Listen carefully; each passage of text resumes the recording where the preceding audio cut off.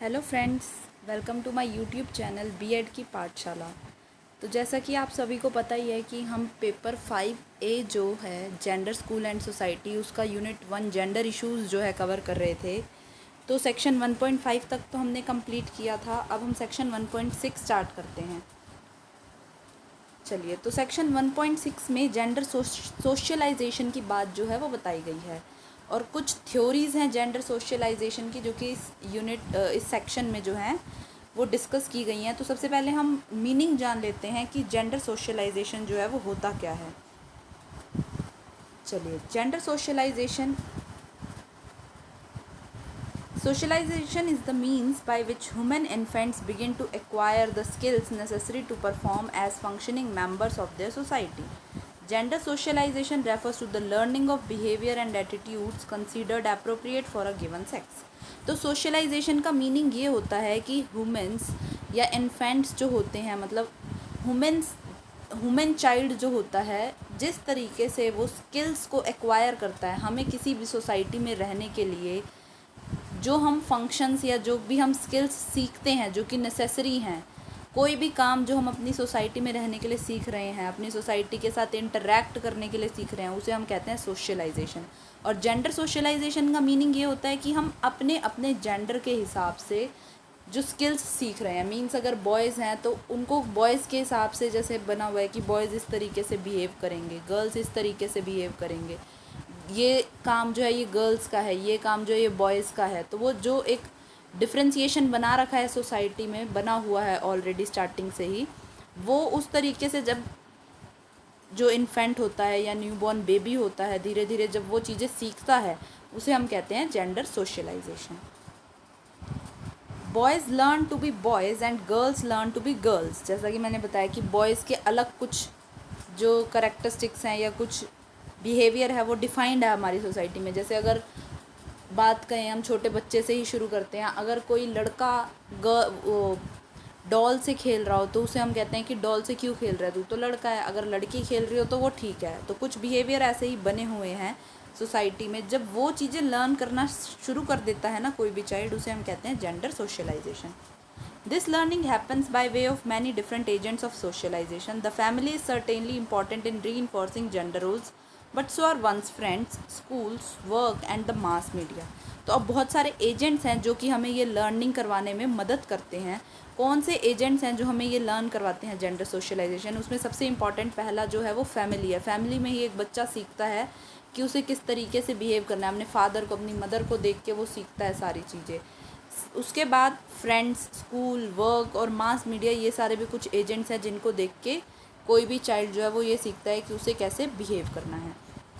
Gender socialisation begins the moment we are born from the simple question as is it a boy or girl. We learn our gender roles by agencies of socialization which are the teachers of society. The main agency are the family, peer groups, schools and the media. तो gender socialisation जो है वो उसी step से begin हो जाती है जब एक चाइल्ड जो है वो बोर्न होता है। और फैमिली में तो सबसे पहला क्वेश्चन क्या पूछा जाता है कि लड़का हुआ है या लड़की। तो यहीं से ही जो है जेंडर सोशलाइजेशन शुरू हो जाता है। जो भी आंसर होता है इस क्वेश्चन का कि लड़का है या लड़की, उसी हिसाब से पेरेंट्स की जो थिंकिंग है वो चलना शुरू हो जाती है, लड़की के लिए अलग और लड़के के लिए अलग। तो ये कुछ एजेंसीज, जैसे कि हमने बात करी कि कुछ एजेंट्स होते हैं, ये वही एजेंट्स हैं। फैमिली, स्कूल, मीडिया, ये सारे जो हैं एजेंट्स हैं जो कि हमारा रोल डिफाइन करते हैं। Gender differences result from the socialization process, especially during our childhood and adolescence. तो जेंडर डिफरेंसेस जो हैं वो सोशलाइजेशन प्रोसेस की वजह से ही डेवलप होते हैं, क्योंकि सोसाइटी ने थिंकिंग अलग से क्रिएट कर रखी है कि इसका बिहेवियर ऐसा होगा। इसी वजह से जो जेंडर डिफरेंसेस क्रिएट होते हैं और चाइल्डहुड और एडोलसेंस के टाइम पे ये डिफरेंसेस किसी भी चाइल्ड को देखने को मिलते हैं। An experiment was done with the babies that were introduced as male to half of the study subjects as female to the other half. तो एक एक्सपेरिमेंट भी किया गया इसको लेकर। एक चाइल्ड, सेम ही चाइल्ड को हाफ जो स्टडी सब्जेक्ट्स थे, मीन्स हाफ पॉपुलेशन जिन पे एक्सपेरिमेंट हो रहा था, उनको बताया गया कि ये मेल है और हाफ पॉपुलेशन को बताया गया कि ये फीमेल है। The results were interesting. The participants behaved differently according to the sex they have been told. तो अब इसके बाद जो रिज़ल्ट्स आए इस एक्सपेरिमेंट के वो बहुत ही इंटरेस्टिंग थे, क्योंकि जिस तरीके से जो पार्टिसिपेंट्स थे उनमें से हाफ़ को ही बताया गया कि मेल है और हाफ़ को बताया गया फीमेल है, तो उन पार्टिसिपेंट्स ने बिहेव करना ही उस चाइल्ड के साथ डिफरेंट कर दिया। जिसको मेल बताया गया वो अलग तरीके से बिहेव कर रहे थे और जिनको फीमेल बताया गया वो अलग तरीके से। तो ये नॉर्मल हमारी सोसाइटी में ये जो है एक नॉर्मल चीज़ है, क्योंकि ये ऑलरेडी गर्ल्स और बॉयज़ के सोसाइटी में, हमारी इंडियन सोसाइटी में रोल्स जो हैं वो डिफ़ाइन कर रखे हैं कि अगर रो रहा है लड़का तो लड़का नहीं रोएगा, लड़की रो रही है तो इट्स ओके। तो ये रोल्स जो हैं ऑलरेडी स्पेसिफाइड हैं, इसीलिए जैसे ही फैमिली में चाइल्ड बॉर्न होता है और पता चलता है कि ये बॉय है या गर्ल है, उस तरीके से पेरेंट्स जो है उसके साथ बिहेव करना या थिंकिंग जो है उस हिसाब से पेरेंट्स की चेंज हो जाती है।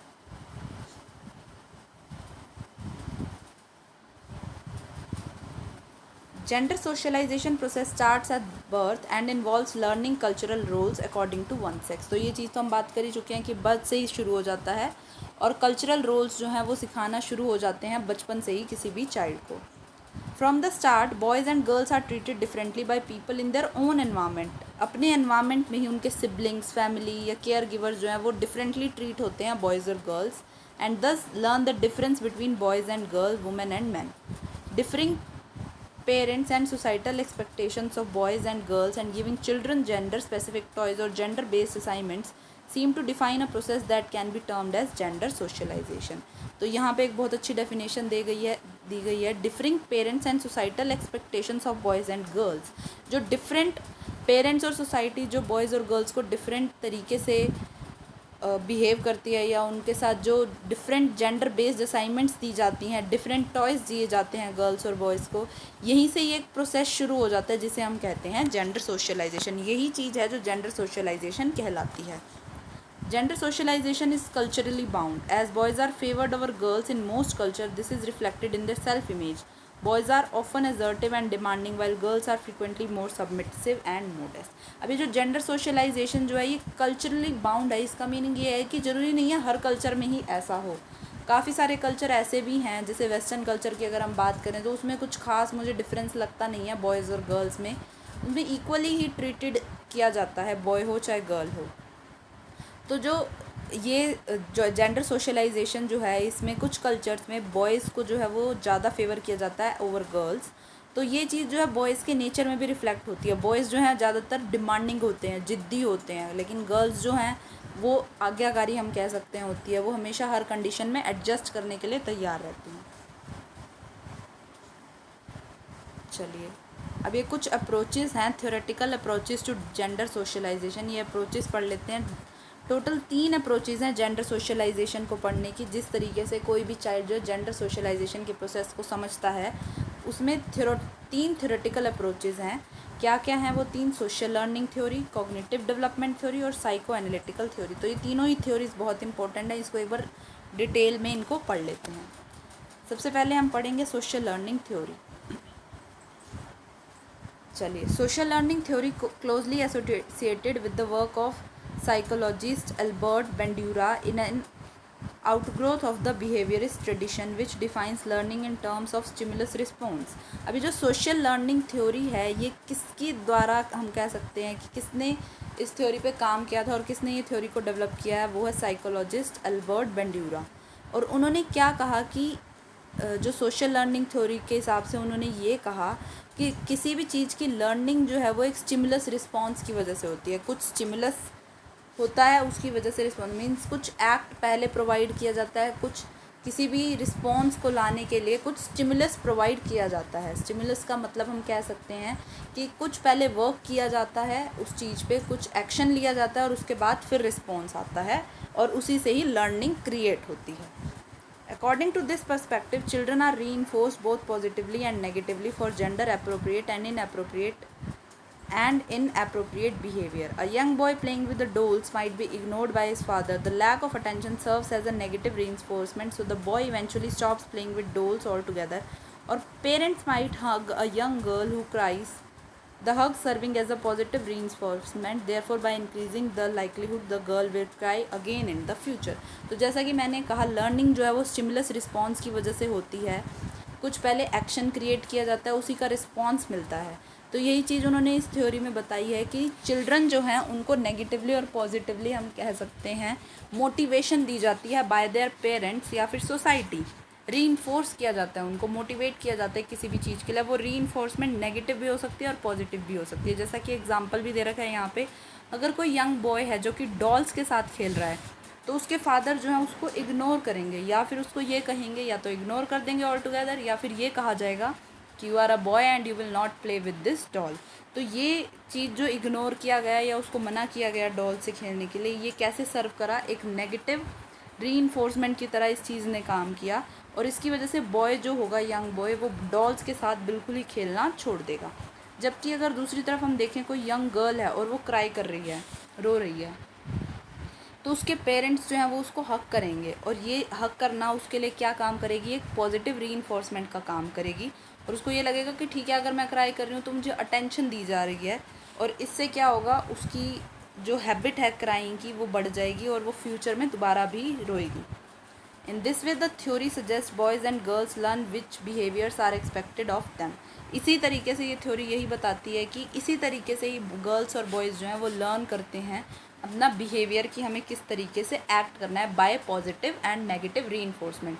अगर पॉजिटिव रीइंफोर्समेंट मिलती है तो उनको ये लगता है कि ये काम उनके लिए ठीक है और उनके जेंडर के हिसाब से उन्हें ये करना है, और नेगेटिव रीइंफोर्समेंट मिलती है तो वो काम नहीं करते।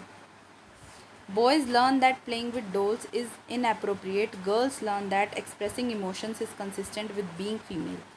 Social learning theory also suggests that children learn by observing and imitating the behavior of same-sex adults.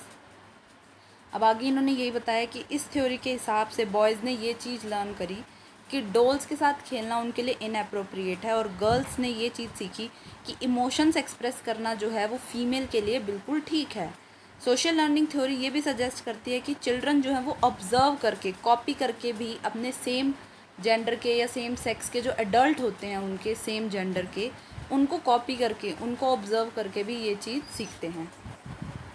A young girl learns what it means to be female by observing her mother, whereas boys learns what it means to be male by observing father. एक young girl जो है वो अपनी mother को देख के, observe करके सीखती है कि उसको किस तरीके से बिहेव करना है, और जो बॉय है वो अपने फादर को देख के सीखता है कि किस तरीके से उसको बिहेव करना है। तो सोशल लर्निंग थ्योरी में यही चीज़ बताई गई है कि लर्निंग जो है वो या तो कॉपी करके या ऑब्ज़र्व करके या फिर रीइंफोर्समेंट के थ्रू जो है लर्निंग बॉयज़ और गर्ल्स में होती है। रीइंफोर्समेंट के थ्रू हम समझ ही चुके हैं कि या तो पॉजिटिव रीइंफोर्समेंट मिलेगी किसी भी चाइल्ड को, या नेगेटिव रीइंफोर्समेंट मिलेगी।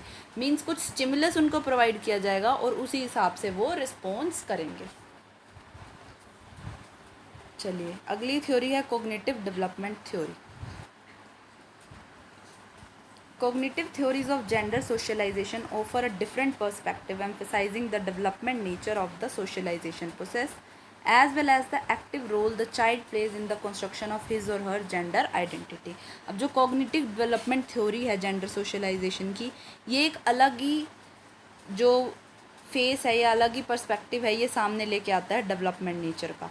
ये क्या कहता है, सोशल लर्निंग थ्योरी में हमने क्या पढ़ा कि लर्निंग जो है वो एडल्ट को देख के होती है या फिर कुछ स्टिमुलस प्रोवाइड किया जाता है, उसके रिस्पॉन्स में उस स्टिमुलस के हिसाब से रिस्पॉन्स होता है चाइल्ड का। लेकिन इस थ्योरी में क्या बताया गया है कि चाइल्ड जो है वो अपना जेंडर आइडेंटिटी खुद कंस्ट्रक्ट करता है, अपने दिमाग में उसके खुद ही डेवलपमेंट होती है इस चीज़ की कि मुझे किस तरीके से बिहेव करना है। Kohlberg, best known for his theory of moral development, was one of the first to apply theory by cognitive development to gender identity. अब कोहलबर्ग जो हैं, जो कि मोरल डेवलपमेंट की थ्योरी के लिए जाने जाते हैं, उन्होंने ही सबसे पहले कॉग्निटिव डेवलपमेंट थ्योरी जो है जेंडर सोशलाइजेशन की बताई थी। He argued that children's view of appropriate general role change as they grow older, reflecting their changing cognitive development. Younger children between the ages of 5 and 8 tend to have the most rigid definition of gender and apply the most severe sanctions for violations of gender norms. As their age, however, children are able to develop more complex and flexible definition of gender. In general, Kohlberg believed that once children develop gender constancy, the recognition of themselves as male or female and the stable, unchanging nature of their gender have become more motivated to demonstrate gender appropriate behavior. अब इस theory में Kohlberg ने क्या बताया कि जैसे जैसे children जो है वो उनकी एज ग्रो होती है, उनकी जो थिंकिंग है वो और ज़्यादा डेवलप होती जाती है और जेंडर अप्रोप्रिएट होती जाती है। मींस एज अ चाइल्ड अगर वो छोटे हैं जब, तो उनके अंदर इतनी दिमाग में उनके सोचने की क्षमता नहीं है कि उनको किस तरीके से बिहेव करना है, मेल की तरह या फीमेल की तरह, वो इतने डिफ्रेंशिएट नहीं कर पाते। लेकिन जैसे जैसे उनकी एज ग्रो होती है, खुद से ही जो उनका माइंड है वो डेवलप होने लगता है और उनके अंदर खुद ही एक डिफ्रेंशिएशन आती है कि किस तरीके से हमें अपने जेंडर के हिसाब से एप्रोप्रिएट हमें अपना बिहेवियर रखना है। तो इस थ्योरी में उन्होंने यही बताया कि कॉग्निटिव डेवलपमेंट जो है वो उनकी खुद से ही होती है और जेंडर आइडेंटिटी वो अपनी खुद ही कंस्ट्रक्ट करते हैं as their age grows. Kohlberg theory fated to explain why children use gender rather than some other construct to organize their views of the world। लेकिन अब इस थ्योरी में दिक्कत क्या थी, कोहलबर्ग जो है उन्होंने ये नहीं एक्सप्लेन करा कि अब ये डेवलपमेंट जो हो रही है एज के साथ उनकी खुद हो तो रही है, उनके माइंड की डेवलपमेंट हो रही है कि उनको किस तरीके से बिहेव करना है एज मेल और फीमेल, लेकिन इस थ्योरी में उन्होंने ये नहीं बताया कि ये जो कंस्ट्रक्ट कर रहे हैं वो अपनी थिंकिंग को डिफ्रेंशिएट कर रहे हैं, ये सिर्फ जेंडर के बेसिस पे ही क्यों हो रहा है और कोई बेसिस जो है वो क्यों नहीं यूज़ कर रहे चिल्ड्रन अपना बिहेवियर डिफ्रेंशिएट करने के लिए। तो ये एक पॉइंट था जो कि कोहलबर्ग ने इस थ्योरी में एक्सप्लेन नहीं करा। चलिए लास्ट थ्योरी है ये थ्योरेटिकल थ्योरी में, जो ये है ये लास्ट है psycho analytic theory. Psycho analytic theory differs from both social learning and cognitive development theories in the two important respects. अब ये दोनों से ही डिफरेंट है। कैसे?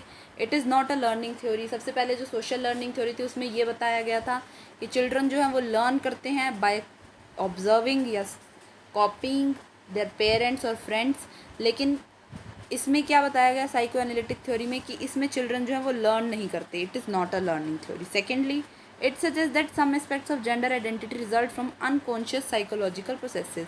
दूसरी चीज़ इसमें ये बताई गई इस थ्योरी में कि जो जेंडर आइडेंटिटी है वो कैसे डेवलप होती है, कि मेल है या फीमेल है, ये उस हिसाब से हमें अपने रोल्स जो हैं वो डिफ़ाइन हो जाते हैं अपने आप ही। वो कैसे होते हैं? अनकॉन्शियस साइकोलॉजिकल प्रोसेसेस जो हैं वो भी काम करते हैं। सिर्फ एक थिंकिंग प्रोसेस ही है, सिर्फ वो ही हेल्प नहीं करता हमें ये जेंडर रोल्स को स्पेसिफाई करने के लिए।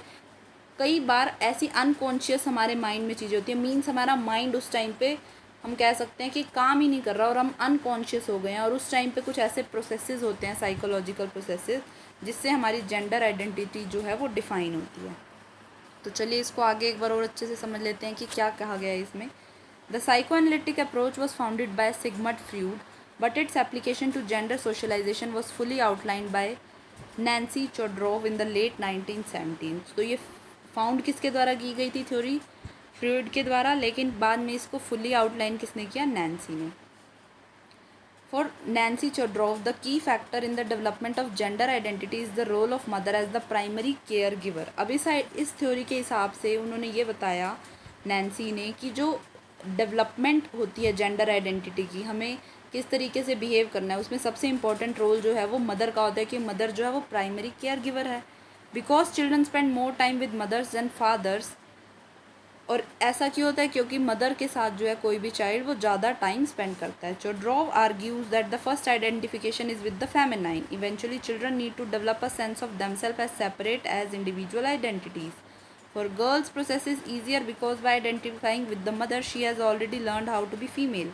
Boys, however, in developing a male gender identity, first reject their identification with the feminine. In the process of separation, boys often learn to devalue femininity as well. तो इस process में इन्होंने क्या बताया कि जब मदर के साथ गर्ल्स जो हैं या बॉयज़ जो हैं रहते हैं, क्योंकि वो सबसे ज़्यादा टाइम अपनी मदर के साथ ही स्पेंड करते हैं, तो इस प्रोसेस में उनकी इंडिविजुअल आइडेंटिटी है वो डेवलप होती है। गर्ल्स के लिए बहुत इजी होता है क्योंकि गर्ल्स जो हैं वो फीमेल ही हैं और उनकी मदर भी फीमेल है, तो उनको ज़्यादा डिफ़िकल्टी नहीं आती क्योंकि वो अपनी मदर की तरह ही बिहेव करने लगती हैं। लेकिन बॉयज़ जो हैं उनको अपनी मेल आइडेंटिटी को डेवलप करने के लिए सबसे पहले अपनी मदर के साथ या फेमिनाइन फीमेल के साथ एक जो उनका बिहेवियर है उनको रिजेक्ट करना होता है। और इस रिजेक्शन के साथ जो है कि उनके बिहेवियर को रिजेक्ट करने के प्रोसेस में जो है बॉयज़ जो हैं कई बार जो है वो फेमिनिटी को, फीमेल जेंडर को जो है डीवैल्यू करने लगते हैं और डिसरिस्पेक्ट करने लगते हैं।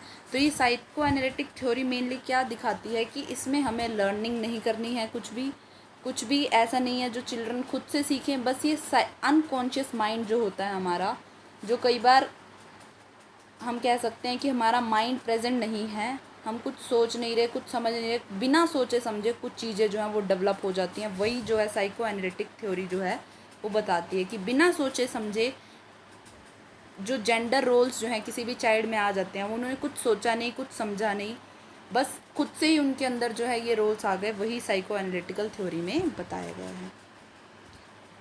तो अभी सेक्शन 1.6 जो है वो थोड़ा सा रह गया है, वो हम अपनी नेक्स्ट वीडियो में कंप्लीट कर लेंगे। तो आज के लिए बस इतना ही। अगर आपको वीडियो अच्छी लगी हो तो please like, share and subscribe. Thank you.